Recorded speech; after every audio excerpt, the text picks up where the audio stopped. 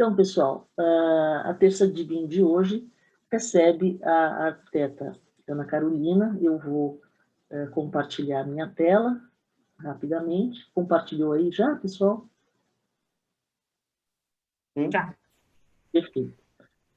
Que vai falar conosco sobre adoção de BIM. É um tema bastante importante, né? Muito bem. A Ana Carolina Contaldi Fernandes de Andrade, ela é arquiteta e urbanista, é mestre em educação pelo IPT, líder de projetos na Sondotécnica em Engenharia, com 18 anos de experiência em serviços de gerenciamento de projetos, urbanização de favelas e implantação de conjuntos habitacionais. Possui sólida experiência na análise de projetos de arquitetura e urbanismo e compatibilização com projetos complementares. Experiência em auditoria, em modelos BIM, acompanhamento de processos de aprovações legais de empreendimentos e nas tratativas com concessionárias e órgãos públicos. E experiência em elaboração de cadernos BIM e planos executivos BIM para clientes públicos e privados. E tem uma série de coisas aí que ela esteve envolvida que certamente vocês conhecem, né? Então, Ana Carolina, mais uma vez, muito agradecida pela tua presença. Passo a palavra e fique à vontade aqui. Eu vou interromper o meu compartilhamento. Eu vou fazer, transformar você em anfitriã, de maneira que você possa fazer o compartilhamento de tela. Passo a palavra, então, Ana. Muito obrigada. Eu que agradeço, Rosângela. Obrigada, estou me sentindo bem honrada em poder aqui estar participando, né, de ouvinte do Terças em BIM. Tá um dia palestrando aqui, estou achando bem bacana. Que bom. Eu vou compartilhar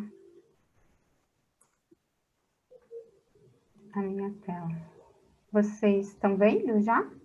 Perfeito. Deixa eu colocar aqui.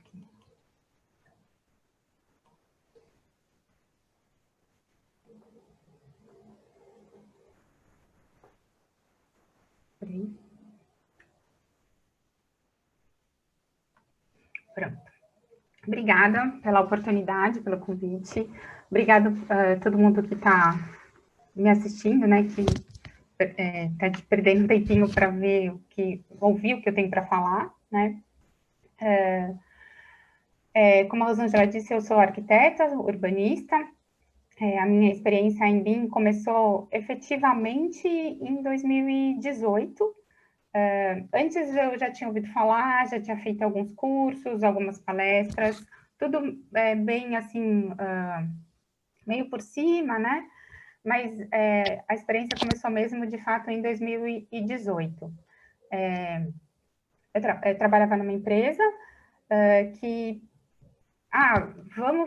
tinha um projeto já contratado, e falou assim, vamos fazer esse projeto em BIM? Vamos. Então, o cliente topou, o projetista topou, e todo mundo topou a fazer o projeto em BIM. Então, o desafio começou daí, né?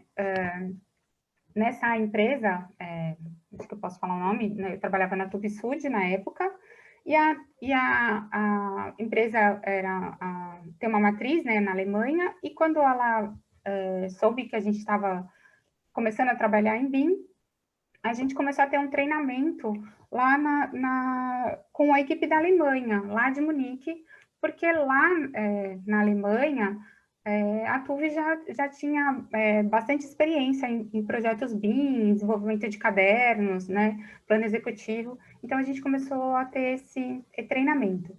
E, em paralelo, a gente também fez uns cursos aqui, um que eu acho que vale bem a pena falar, foi o curso de coordenação de projetos em BIM do João Gaspar, do TEILAB, estou aqui fazendo propaganda, mas é bacana para quem quer se aprofundar mais, assim, também é uma experiência bem bacana. Bom, então, eu estou falando sempre a gente, né, porque aí que, lógico, eu não faço nada sozinha, a minha equipe, né, ela é bastante diversificada, né? Tem engenheiro, arquiteto, tem gente que entende mais de projetos, tem gente que entende bastante de modelagem, tem gente que entende de gerenciamento, de planejamento, de orçamento. Então, a gente está já trabalhando de uma forma colaborativa, todo mundo dando um pouco da sua expertise no assunto, para a gente poder desenvolver esses trabalhos de adoção do BIM. Quando a Tuvisud encerrou as atividades de engenharia no Brasil, a equipe foi absorvida praticamente toda pela Sondotécnica, então, que é a empresa que eu estou hoje, então a gente está conseguindo dar continuidade ao trabalho que a gente vinha desenvolvendo. Tá. Então, vamos lá. Ana, Oi? maximiza a tua tela. Maximiza? Em cima aqui tem exibir configurações, tá vendo? O segundo da esquerda para a direita. Aí, quando você abre essa cascata que abre aqui, você inverte, essa telinha menor aparece no teu monitor e uma grande aparece no nosso. Porque tá pequena? Tá? Peraí, vamos ver aqui. Viu? Tá vendo? Mostrar barra de tarefas, exibir configurações. Você está usando duas aqui. telas? Não, estou usando uma só. Estou uma só. Alterar modo... Isso. Agora deu certo? Não, ainda não. Será que tem que pôr... Tem duas opções. Duplicar a apresentação de slide. Essa de cima, modo de exibição, porque aí essa tela aqui, ela fica grande para a gente.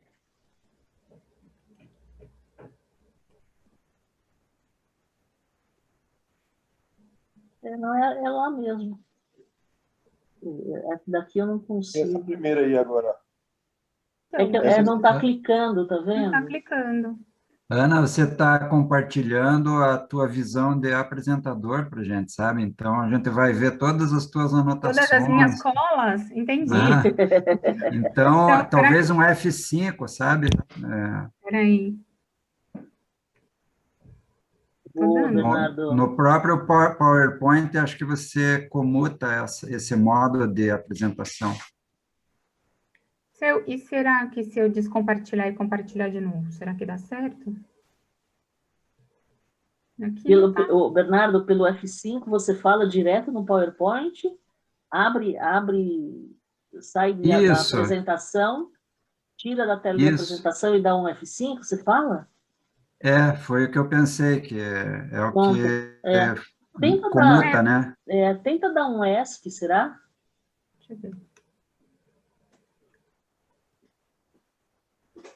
Dei um ESC. Vamos ver. Pronto, agora veio certo. Mas é que aí não está o modo de apresentação aqui para mim. Deixa eu ver. Para a gente ficou a tela grande. E agora? Agora você voltou para ela pequenininha. Bom, então vamos voltar para outro jeito. Naquela opção lá que você foi agora, tem ali tela cheia. Eu acho que é essa que você tem que usar. No modo de exibição. Você vai no... Isso agora, é isso. Olha lá, a tela. Não está aparecendo nada? Aí, ó. Escurecer tela branca, mostrar barra de tarefas. Não, não é essa não.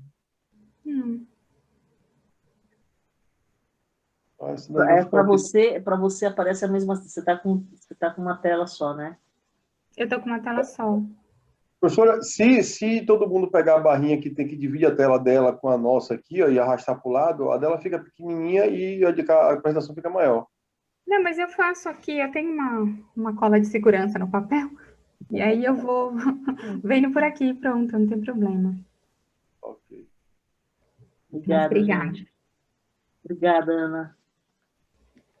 Então, peraí, agora... Tá. Pronto? Agora tá vendo toda a apresentação? Sim. Tá.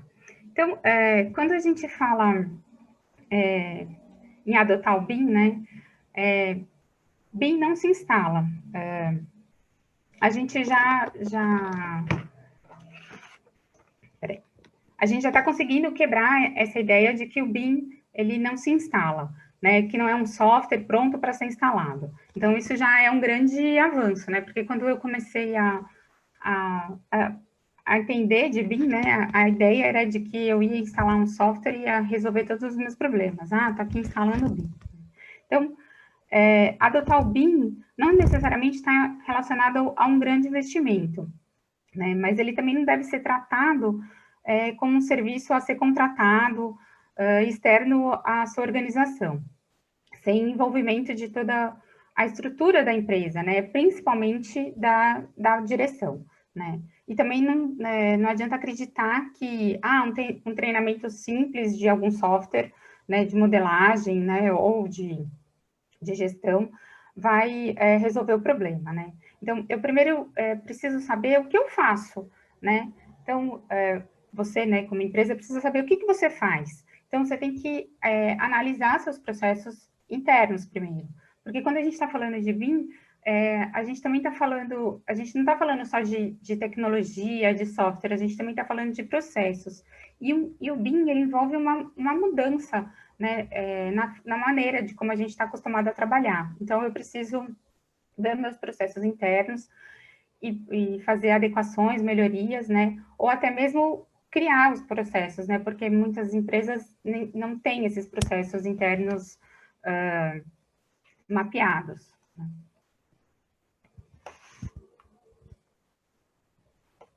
Então, quando a gente está falando em adotar o BIM, além de saber o que eu faço, né, de ter controle dos meus processos, eu também preciso saber contratar, né?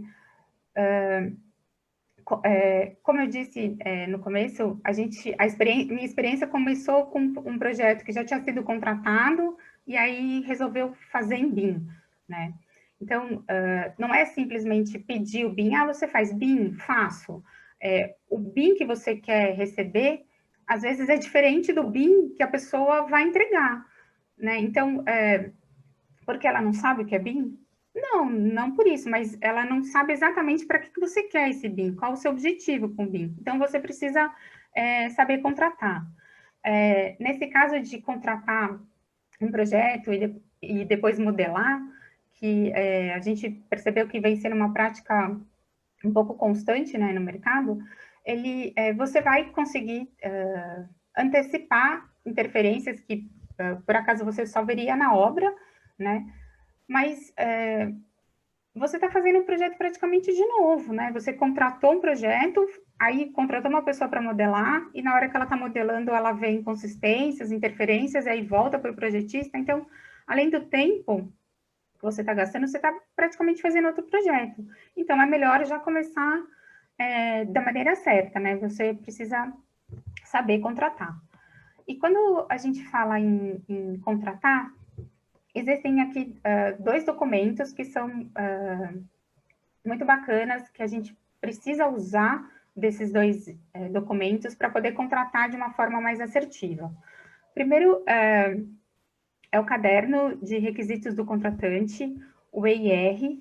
EIR significa Employer... Ele significa Exchange Information Required, de acordo com a ISO, né? Esse documento é onde e como o BIM deve ser aplicado. O objetivo é definir claramente quais as informações que você quer que tenha nesse modelo, né? Então, ele vai facilitar tanto para você que está contratando, como para o projetista, para a empresa que está sendo contratada. Todo mundo vai saber exatamente qual é o objetivo. Então, é como se fosse as informações que você precisa informar no contrato, tá? Desde o começo do processo, tá? E o plano executivo, o BIM, às vezes, é outro documento. Algumas pessoas confundem um pouco, acham que as coisas são meio iguais, mas, na verdade, é outro.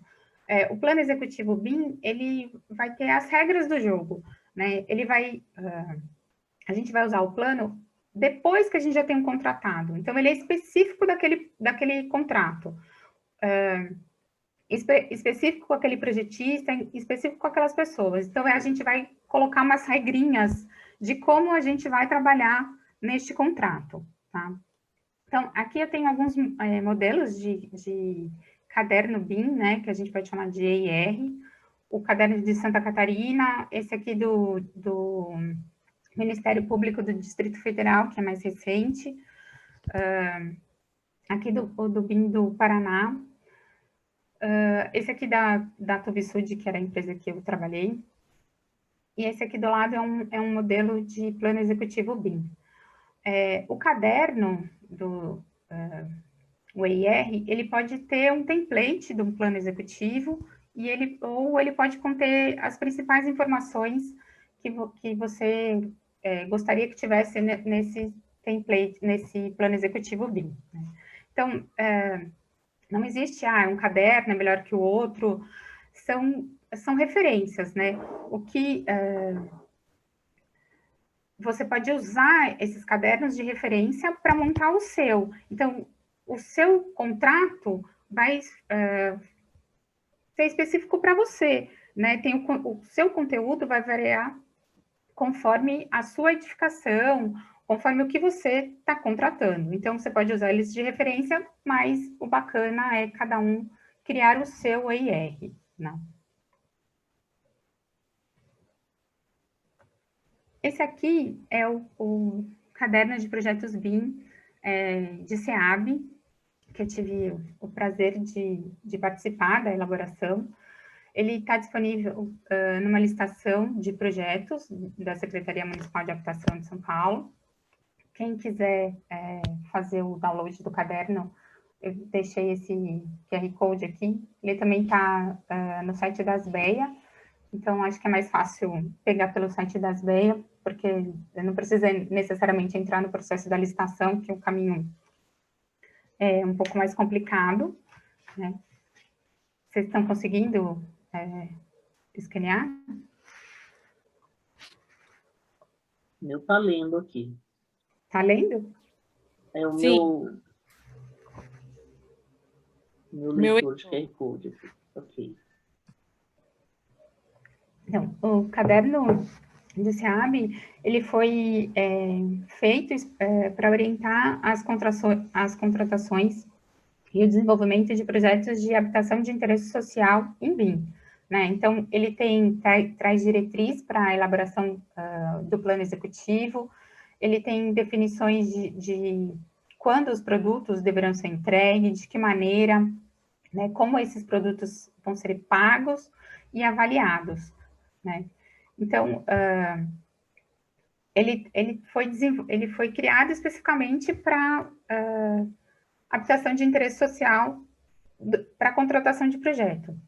Então, é aquilo que eu estava falando, não existe um melhor ou né, esse aqui é melhor. Então, eu tenho que ver o caderno, eu tenho que montar um caderno de acordo com as minhas necessidades, né, e os meus objetivos.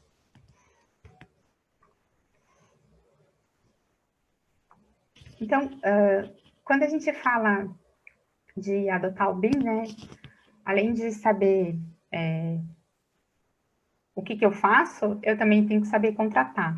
E quando a gente fala de contratar, eu separei aqui 7 itens que é bacana vocês prestarem atenção, vocês saberem, para na hora de estar montando o seu IR, lembrar desses itens, levar eles em consideração.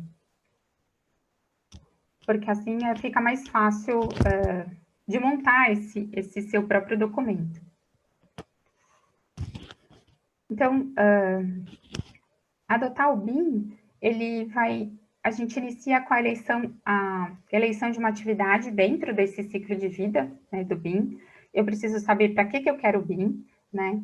Se for para documentação do projeto, se eu quero BIM para facilities, né?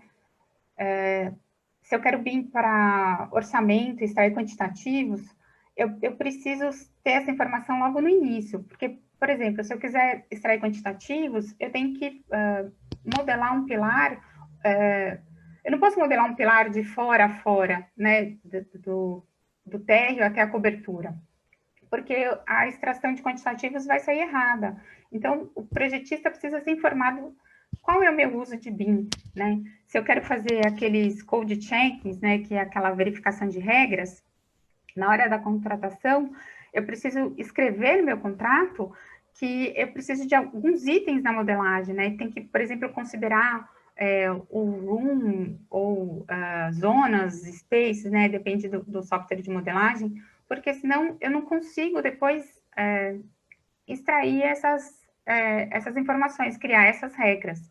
Então, é muito importante saber aonde que eu me encaixo, qual é o meu objetivo, e esse objetivo tem que estar bem claro no contrato, para a gente não ter retrabalho. Porque aí o projetista começa a fazer uma coisa, aí você vai analisar, não é isso que eu quero, e aquela história, ele está entendendo o BIM de um jeito, você entende de outro, então isso tem que estar muito claro, muito bem definido no contrato, para a gente não ter surpresas depois.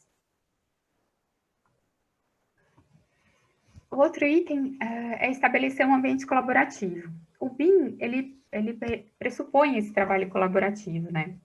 O modelo é uma construção digital e necessita da colaboração das diversas disciplinas, né, para sua realização. O próprio decreto, ele considera como um modelo colaborativo, né? Então, considera-se BIM, ou modelagem da informação da construção, o conjunto de tecnologias e processos, lembra que eu falei de processos? Então, que permite a criação, a utilização e a atualização de modelos digitais de uma construção de modo colaborativo, de forma a servir a todos os participantes do empreendimento, potencialmente durante todo o ciclo de vida da construção. Então, eu preciso estabelecer esse ambiente colaborativo. Lá no meu contrato, no meu IR, eu vou ter que dizer que esse ambiente, que eu vou trabalhar com um ambiente colaborativo, né? Esse ambiente colaborativo, a gente costuma chamar ele de CDE, Common Data Environment, né? Ele é um repertório central que é utilizado para coletar, gerenciar e compartilhar os modelos, os dados gráficos, toda a documentação do projeto. Então, todos os membros da equipe, todos os participantes envolvidos naquele projeto, eles têm acesso às informações. Então, é importante já deixar claro no contrato que a troca de informações vai acontecer somente no ambiente colaborativo, tá? Para evitar de, olha, estou te mandando um e-mail com um arquivo de um projeto, isso não pode acontecer. Então, mas para a gente não ter trabalho, nem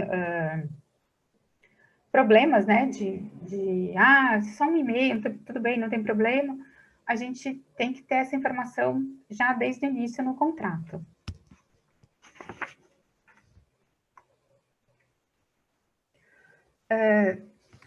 O ambiente colaborativo, ele também vai facilitar a troca de informações, a comunicação entre todos os envolvidos, né? Essa figura aqui da esquerda, né, ilustra o processo tradicional que é de troca de informação, que a gente está acostumado, né, em trabalhar em 2D, né? E aqui a ilustração já da direita, ela está mostrando a troca de informação de um modelo compartilhado. Embora a gente tenha disciplinas também diferentes, né, o esforço para trabalhar, já tem um esforço para trabalhar de uma forma colaborativa. Então, a informação de um depende do que o outro está fazendo, então tem um impacto no seu trabalho, né? Então, as coisas acontecem de uma forma mais assertiva, mais limpa, é mais fácil de controlar. Nesse caos aqui de informação, quanto as pessoas não... hidráulica está fazendo um trabalho, um projeto, e depois de um tempo, na hora que entrega, descobriu que estava usando a base errada da arquitetura. Acho que todo mundo já acabou passando por essa situação.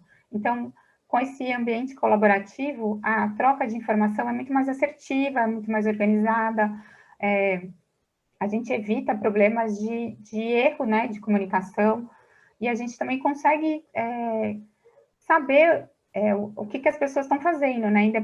Pode ser que não tenha impacto no meu projeto agora, mas eu consigo acessar a informação de outra disciplina.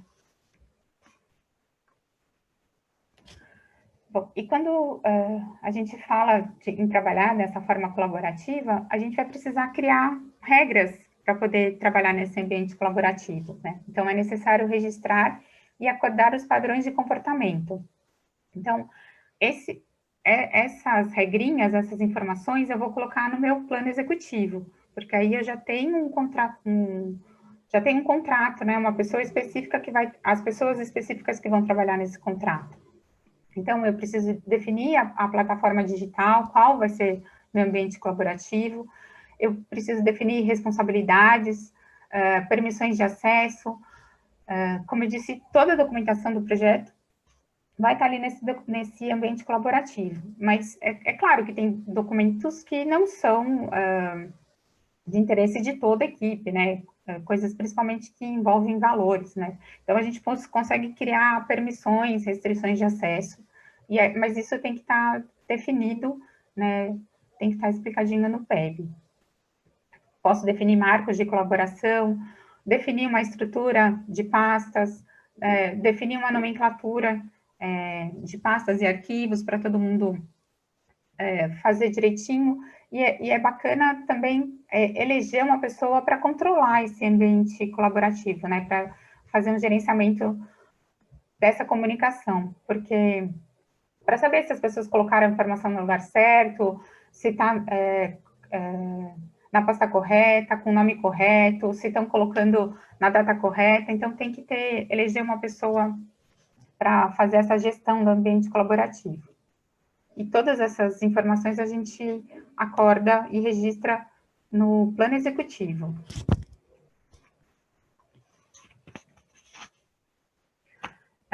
Eu também preciso trabalhar com padrão neutro. Então, lá no meu contrato, eu já vou dizer que eu vou trabalhar com padrão neutro, né? Então, para o ambiente colaborativo, né, como de dados opere de uma forma mais adequada e satisfatória, é necessário que haja interoperabilidade, ou seja, com diferentes softwares e fabricantes possam interagir usando uma linguagem comum aberta, ou seja, todo mundo falando a mesma língua. Atualmente, existem diversas ferramentas BIM disponíveis no mercado, e por isso é fundamental que haja essa interoperabilidade entre elas. Assim, a troca de compartilhamento de dados BIM é feita em arquivos em formato IFC para o modelo e BCF para os comentários do modelo, né? Então, o IFC, ele é controlado pela Building Smart, que é uma instituição não governamental, então quer dizer que ela não é ligada a nenhum fabricante de software, o que a gente chama de casa do Open BIM, né? Ela que estabelece padrões internacionais para importar e exportar objetos de construção e suas propriedades, sem perda e nem distorção desses dados, né?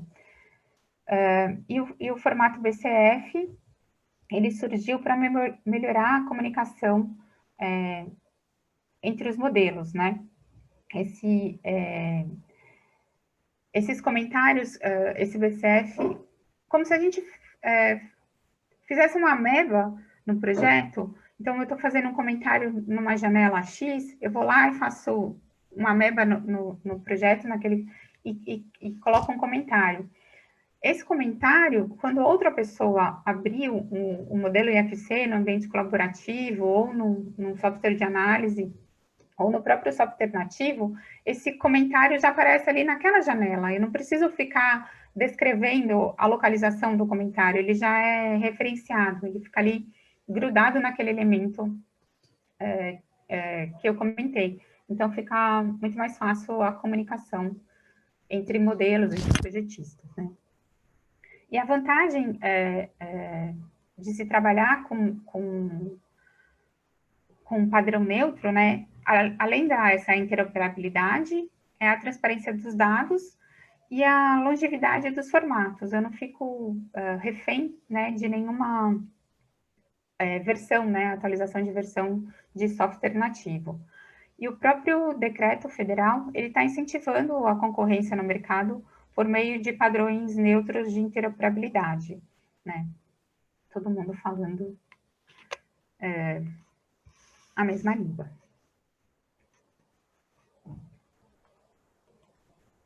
aqui, esse videozinho, tá vendo essa partinha amarela? É a parte da estrutura, é o projeto de estrutura. Então, vou colocar aqui para seguir. Eu congelei a estrutura, e tá vendo a arquitetura? Ficou com buraco, ficou com vazio, tá?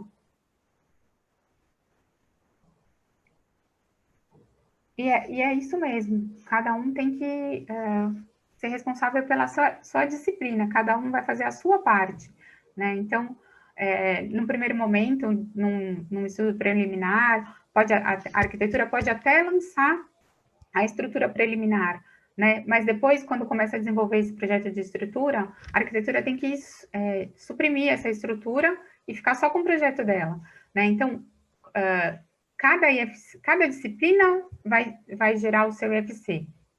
E a gente consegue juntar todos esses modelos no ambiente colaborativo. Então, aqui, por exemplo, esse modelo de elétrica, tá vendo? Só tem os dados referentes à elétrica. Hidráulica, só tem os dados referentes à hidráulica. Então, na hora que eu federo esse modelo, o que é federar esse modelo? É juntar as disciplinas num único arquivo, num único modelo. Não é um arquivo único com todas as disciplinas, eu vou juntando essas disciplinas no ambiente colaborativo. Então, a gente diz que é uma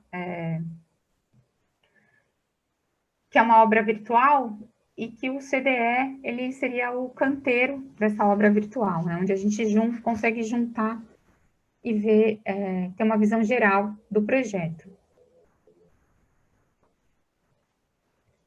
Outro item bastante importante é modelos georreferenciados, né? Isso também tem que estar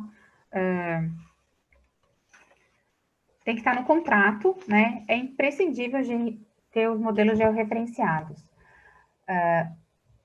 Porque se o modelo não vem georreferenciado, mesmo que o erro, a distorção é pouca, eu não consigo compartilhar, né? Eu não consigo analisar, eu vou ter vários clashes. Então, já tem que estar escrito no contrato que se os modelos das disciplinas forem movidas da sua posição original, eles deverão ser considerados adequados, tanto para a aprovação do projeto, como até para a medição. Então, isso pode ser utilizado como um critério de medição, né?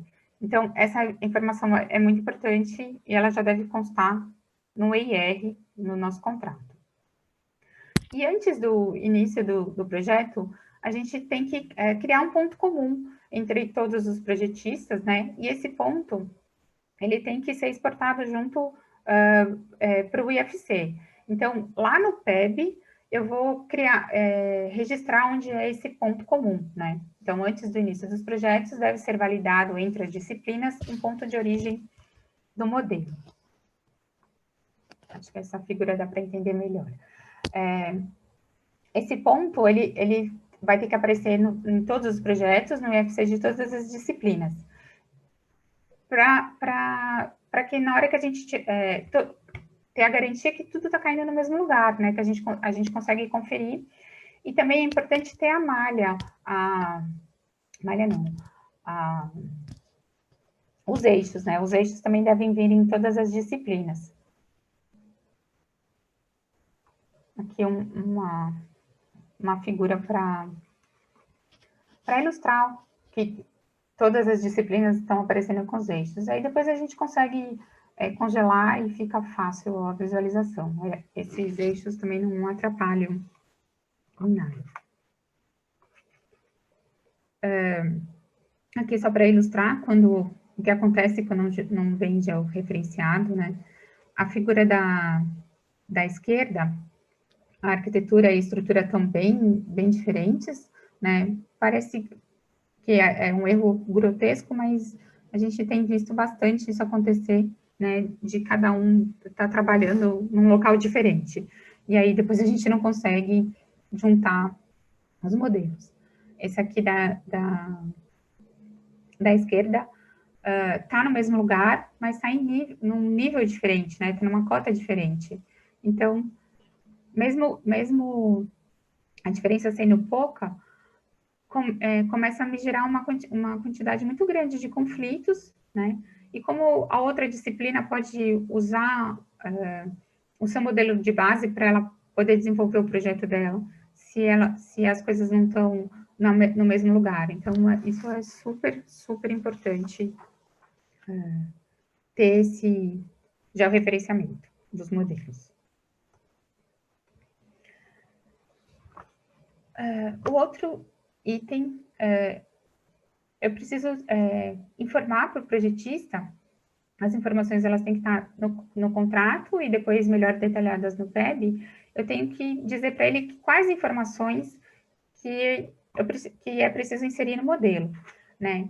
Então, primeiro eu tenho que definir algumas coisas. Quem vai ser a disciplina responsável por inserir essa informação? Parece óbvio, mas tem coisas que ficam meio no limbo, assim, sem um dono, né? Por exemplo, o vaso sanitário. O arquiteto especifica o vaso, mas ele também aparece na disciplina de hidráulica, então ele não precisa aparecer duas vezes. Então, eu preciso, em todos os elementos, dizer quem é a disciplina responsável por fazer essa inserção da informação. Aí eu preciso dizer que o IFC que o elemento deverá ser classificado, a nomenclatura desse elemento, o código da descrição da especificação técnica e quais dados geométricos e não geométricos que eu vou precisar extrair do modelo. Então, nos slides a seguir, eu vou falar um pouco de cada item. Então, começando aqui pelo IFC. Esse vídeo é bem didático, dá para ilustrar um pouco o que é essa classificação do IFC. Então, eu tenho dois cubinhos iguais, um feito no roof e outro no slab. Então, vou mudar a cor aqui para ficar mais fácil de saber qual é qual, né?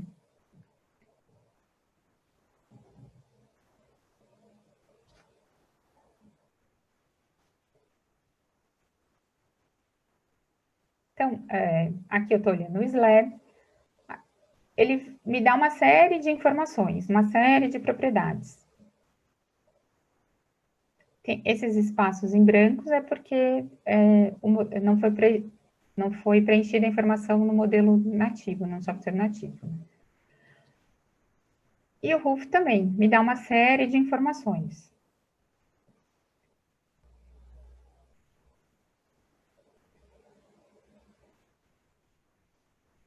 Tá vendo que eu tenho a informação da inclinação? Quando eu classifiquei como roof, ele me trouxe essa informação. E agora, voltando aqui no slab, eu não tenho essa informação da classificação.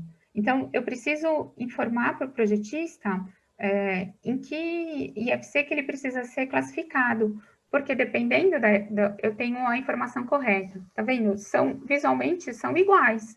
Os dois têm a inclinação, mas um me trouxe a informação da inclinação e o outro não. Então, eu preciso orientar meu projetista quanto a essa classificação correta.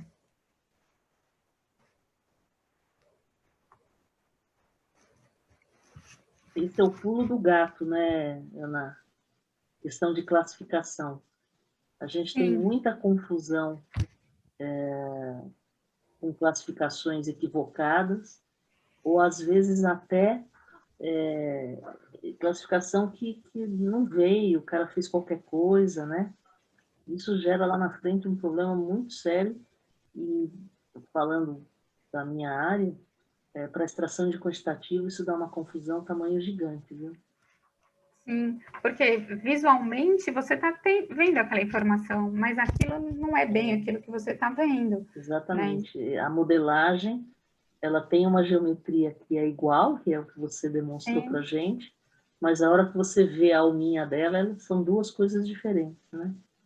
Sim, então é muito importante saber em que elemento você vai classificar.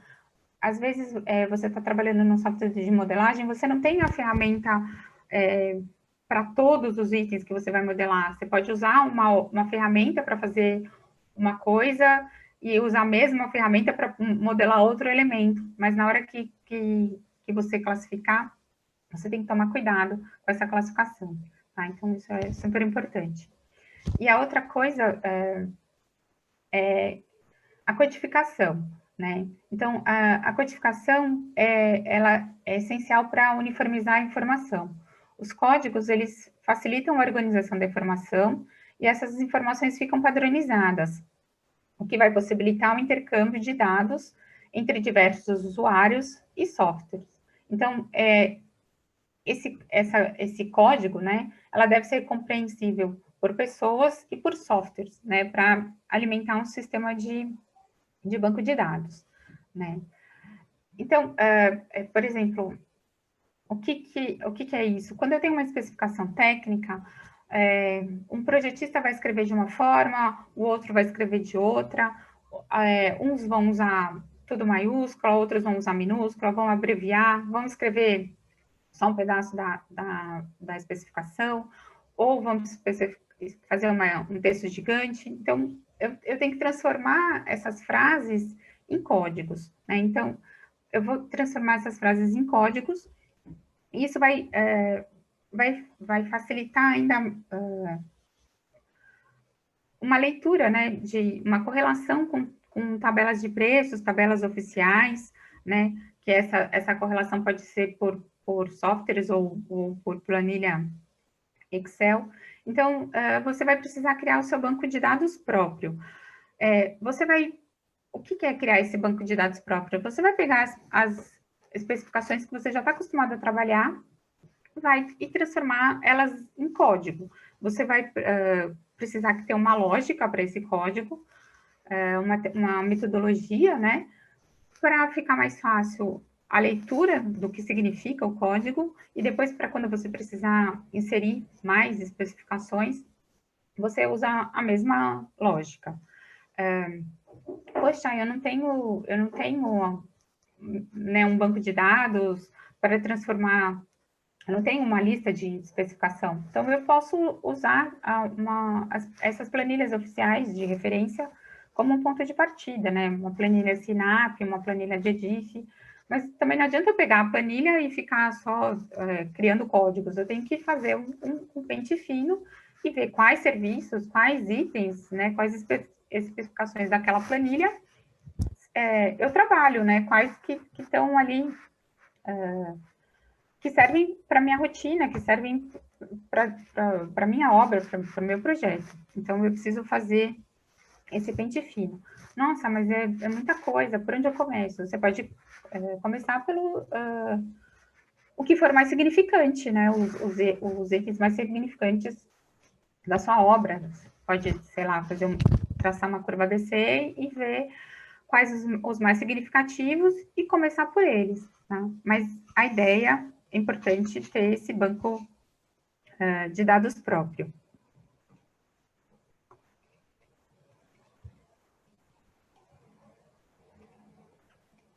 Aqui é um exemplo, né? Tem um código aqui que foi criado, essa codificação que eu falei desse banco de dados próprio. Aqui eu mostro o IFC, que aquilo deve ser classificado, e aqui tem um exemplo de uma porta, né? Então, o projetista, quando ele estiver modelando, ele vai incluir aquelas informações. Aqui, nesse caso, tá vendo o nome do elemento, e aí ele colocou o código da porta, colocou o código do batente, colocou o código da guarnição, da fechadura, e ele colocou aqui outras especificações que o cliente pediu, né? E que eu vou mostrar um pouquinho mais para frente. Então, quando o projetista estiver lá fazendo o modelo, ele vai alimentar conforme as minhas orientações, conforme as informações que eu pedi. Então, e também uma coisa importante de prestar atenção, que tá vendo o modelo da porta? É uma coisa simples, né? A porta não precisa ter uma geometria complicada, ela pode ser mais simples, mas o importante é que elas têm as informações necessárias, as informações que eu preciso depois para tirar, por exemplo, um quantitativo.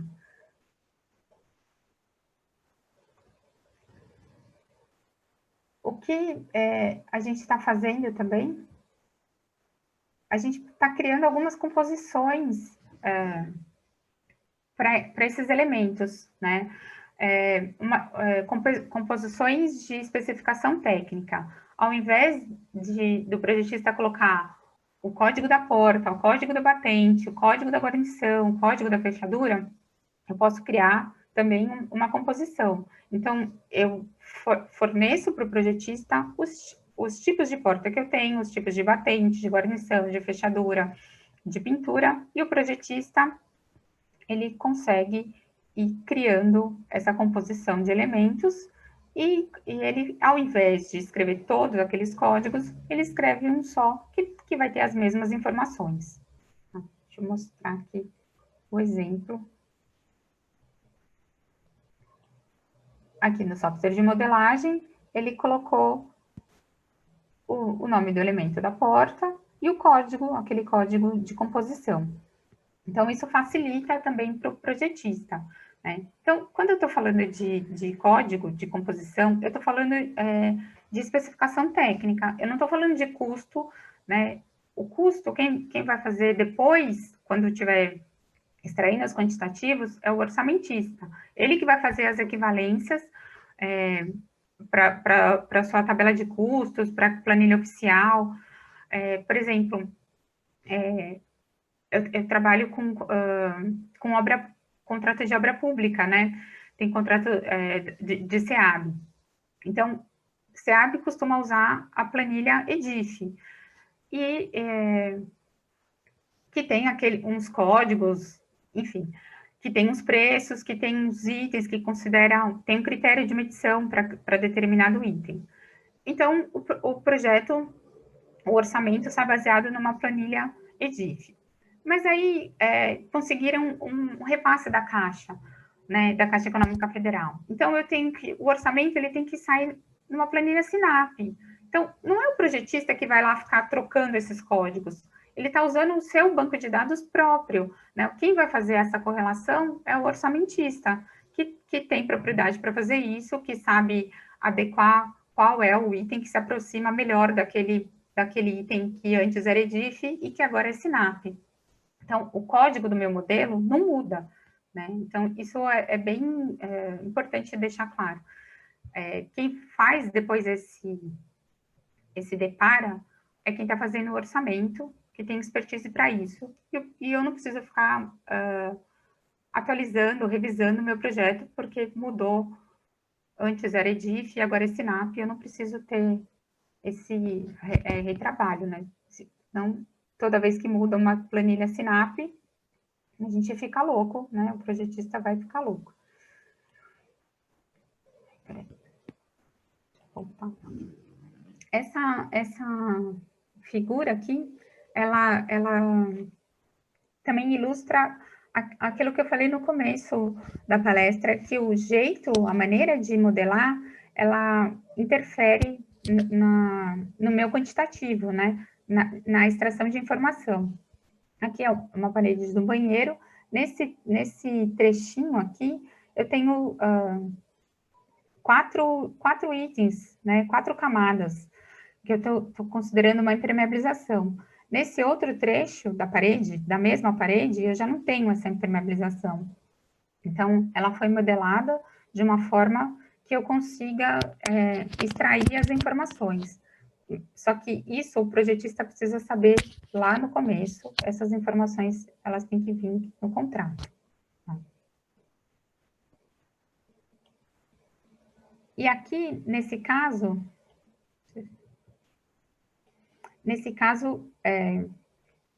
o cliente já trabalha com umas especificações, já conhece as possibilidades, né, de revestimento, então ele já criou as sugestões de composição. Então, o projetista, ele só tem que ver, qual que é a a melhor para o projeto dele, e aqui só colocar um número, o código dessa composição.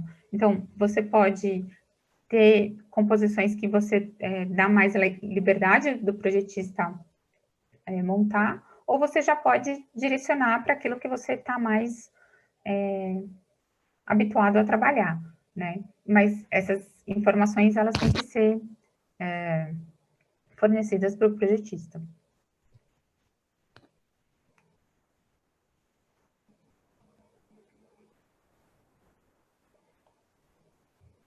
E outro item importante, a gente precisa saber quais os dados geométricos e os dados não geométricos que a gente precisa tirar desse modelo, né?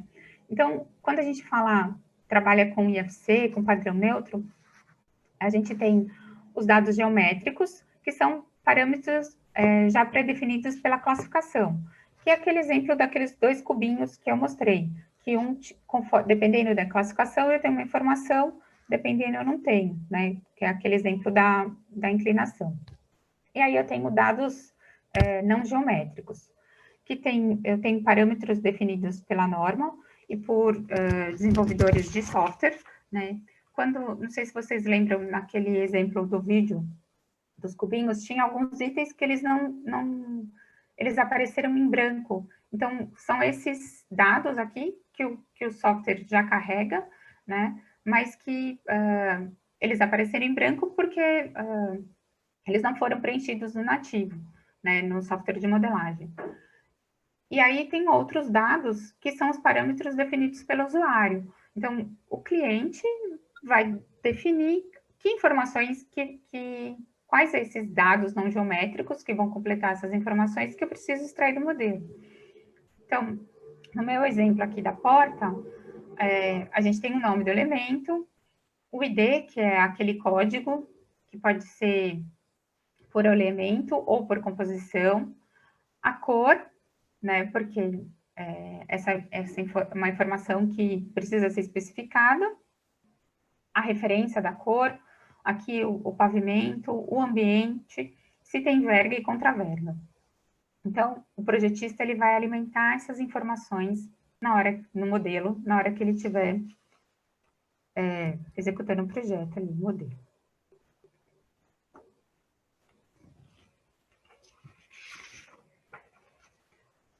E um item, o 6º item super importante é definir critério de medição, né? Como a gente vai pagar esses projetos, como vai ser esse desembolso, né? Então, o que a gente está acostumado hoje com umas fases mais certinhas, né? De projeto preliminar, projeto básico, executivo. A gente faz o preliminar, termina o preliminar, ele serve de base para começar o básico, que serve de base para começar o executivo, né? As informações têm uma sequência, né? Os projetos têm uma sequência que a gente está mais acostumado. Quando a gente fala de BIM, os marcos de validação, eles já não correspondem a essas fases que a gente está acostumado a trabalhar, né? Essas fases tradicionais de projeto. Com BIM, as coisas são muito mais mescladas, né? A gente tem um esforço inicial muito maior, né? O BIM, ele permite esse uso integrado da informação, e é possível que diversos colaboradores, arquitetos, engenheiros, trabalhem em conjunto, né, facilitando as tarefas de compatibilização e detecção de erros, ainda já nas fases iniciais de projeto. Eu preciso tá melhor combinado com a estrutura, com a hidráulica, com a elétrica, desde o início, né? A gente tem que trabalhar junto desde o começo para o projeto sair de uma forma adequada, colaborativa, né? Então, ele também é uma construção digital. O BIM também é um grande banco de dados. Ele também permite uma formatação gráfica. A gente tem uma infinidade de possibilidades de geração, né, de desenhos, né? O 2D, as pranchas, elas são fotos do modelo. A gente consegue emitir um número muito maior de pranchas. né? E a gente também precisa ter uma auditoria desse modelo. A gente não está só analisando o projeto, a parte técnica, né, legislação, a gente também tem que analisar esse modelo BIM, né, essa construção virtual, né? Então, e quando a gente fala de BIM, a gente não pode pensar que é suficiente pagar por prancha, como a gente vem sendo, conforme vem sendo praticado atualmente, né? A gente tem um custo para essa geração de pranchas, né? Para essa parte de formatação, diagramação, existe um trabalho a ser feito, precisa ser considerado, mas ela não pode ter o mesmo peso que o desenvolvimento de um projeto, de uma folha técnica, né? Então, você precisa pensar, levar todos esses itens em consideração quando você estiver colocando um preço nesse projeto BIM, tá? E o último item é falar sobre a auditoria do modelo, né? Como a gente analisa esse modelo. Então, tem a parte da legislação, engenharia, né, diretrizes da contratante especificamente para o projeto, né? Que isso independe de ser BIM, isso deve existir sempre, né? E aí tem a parte relacionada com o projeto, o modelo, né? Nossa construção virtual. Então, a gente tem que verificar a classificação dos elementos, fazer um clash detection e verificar a análise da informação. A classificação dos elementos, a gente vai verificar se é aquilo se está classificado corretamente. Essa classificação, ela pode ser visual. Aqui, na hora que eu filtro o IFC do pilar, né, o IFC de coluna, eu consigo visualmente olhar que eu estou vendo todas as colunas, né, todos os elementos na mesma categoria. Aqui é um exemplo de um objeto que não foi classificado corretamente, né? Então, eu tenho aqui um tanque de retenção, que ele foi classificado numa outra categoria. Eu fiz a seleção aqui de guarda-corpo, né? E aparece junto a esse tanque de retenção. Então, visualmente, eu já consigo saber que está errado, e eu também posso fazer essa análise através de extrair planilhas, né? Aqui, nesse caso, esse software aqui é o BIM Collab, e essas planilhas aqui foi através do IFC Analyzer. Então, aqui a gente também consegue ver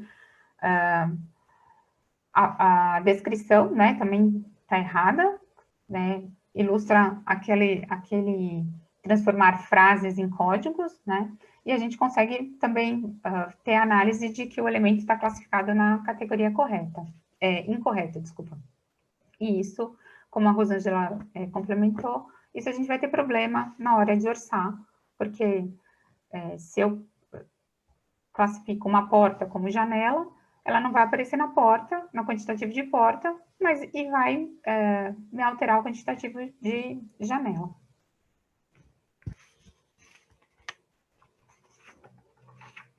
Aqui, o Clash Detection, né? A detecção de conflitos.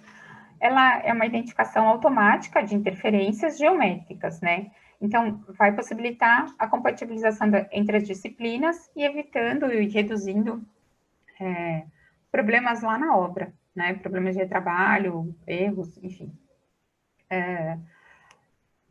Esse Clash Detection, por exemplo, aqui nesse tubo invadindo, interferindo com a viga, às vezes eu não vou ter uma alternativa para a tubulação não furar a viga, né? Mas eu já consigo prever um furo nessa viga, então já consigo pensar no furo, não resolver isso lá em campo, né?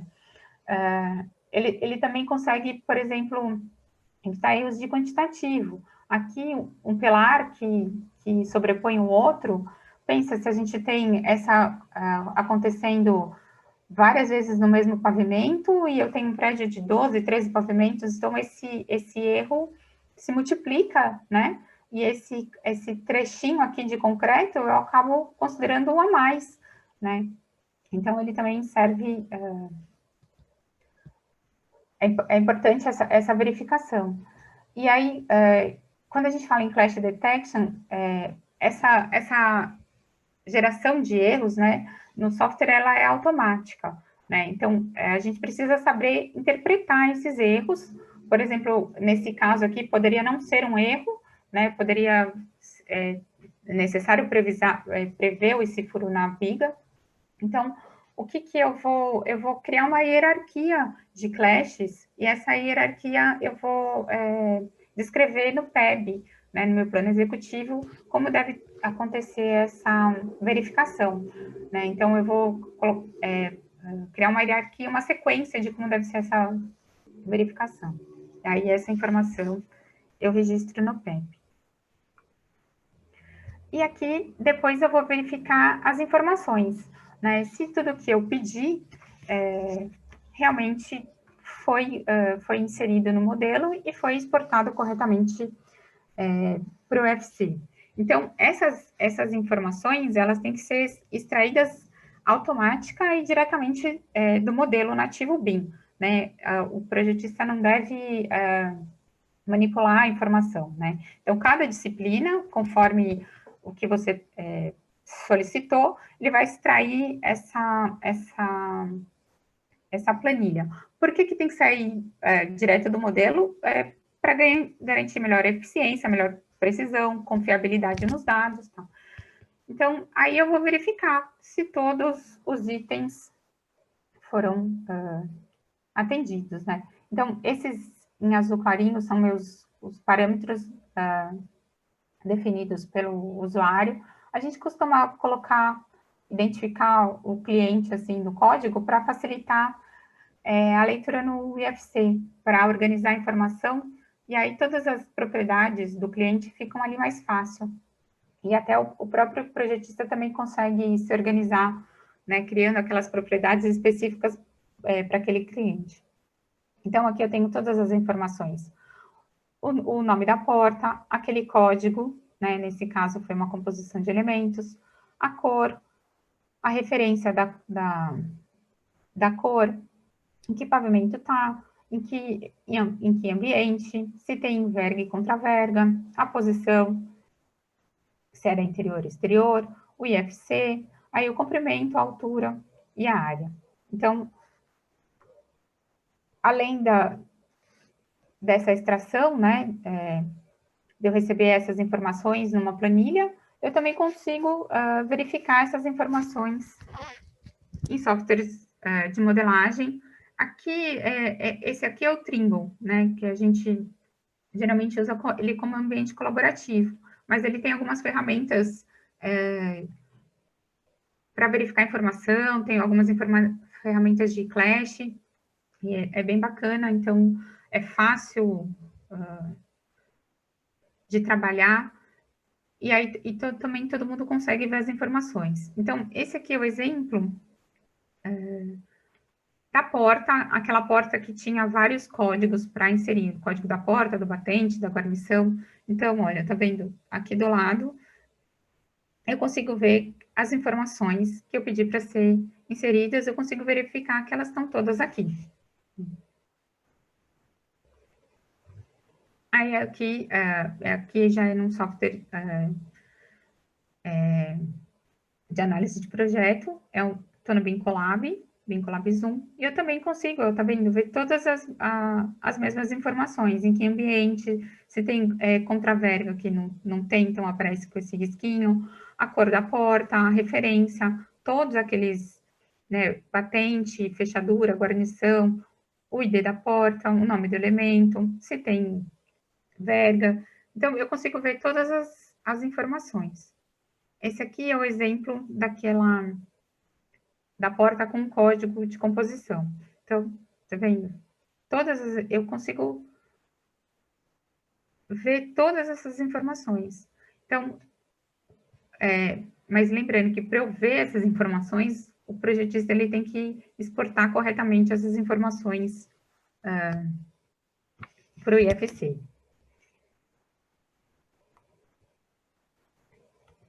aqui, ó, os dados geométricos, né, a área, a altura, a largura, aqui se é externa. Então, o modelo e o IFC carregam todas as informações que eu entendo, que o meu cliente entende que é necessário para aquele uso de BIM, né?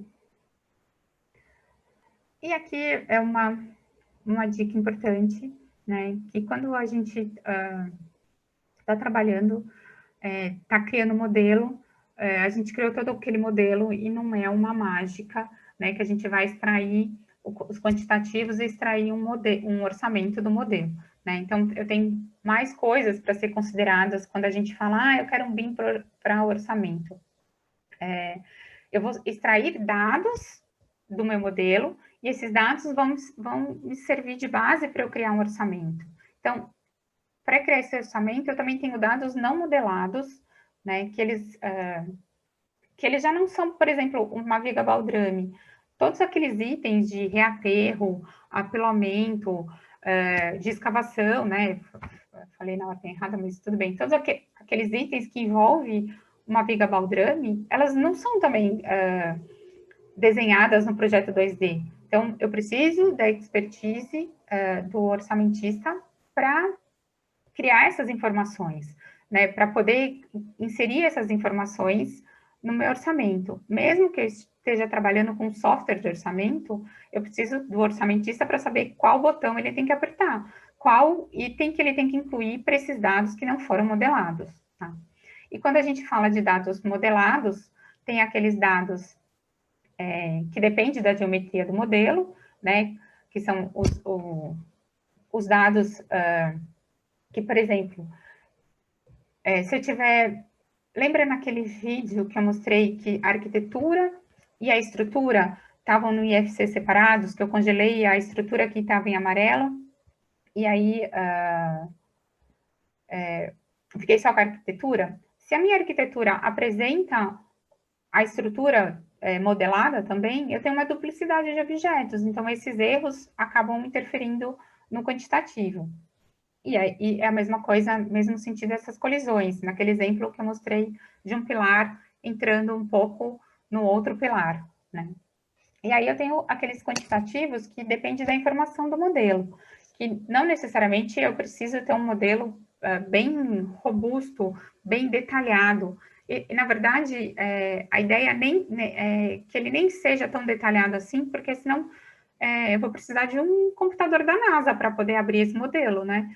Então, eu posso ter as geometrias mais simples, mas com as informações. Então, essas informações dependem tanto da classificação dos objetos, né, de porta ser classificada como porta, janela como janela, enfim, e todas as informações que eu pedi para o projetista colocar ali, para eu poder extrair o meu quantitativo, né, de uma forma mais adequada e assertiva. Bom, acho que era isso que eu tinha para